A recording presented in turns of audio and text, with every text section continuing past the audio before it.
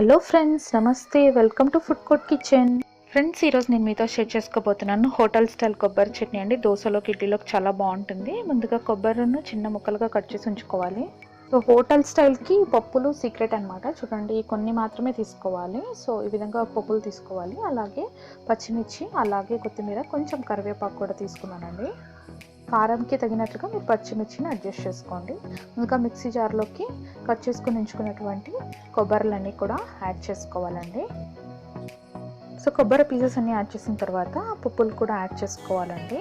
So పప్పులు కూడా add చేసిన తర్వాత రెడీగా ఉంచుకున్నటువంటి పచ్చిమిర్చి, అలాగే కొత్తిమీర, అలాగే కరివేపాకు కూడా యాడ్ చేసుకోవాలి.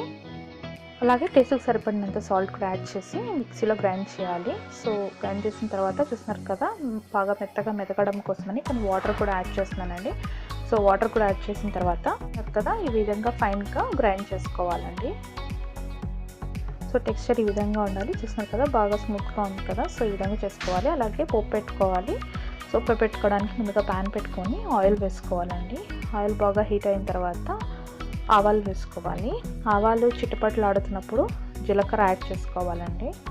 సో జీలకర్ర కూడా యాడ్ చేసిన తర్వాత ఇందులోకి ఎండుమిర్చి, అలాగే కరివేపాకు యాడ్ చేసుకోవాలండి.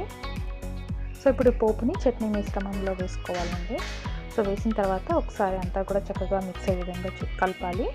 కదా, ఎంతో పర్ఫెక్ట్గా మన కొబ్బరి చట్నీ ఇడ్లీలో కానీ దోశలో కూడా చాలా బాగుంటుందండి. ఒకసారి మీకు నచ్చినట్లయితే ట్రై చేయండి. మీ అభిప్రాయాలు కామెంట్ సెక్షన్లో తెలియచేయండి. Thanks for watching.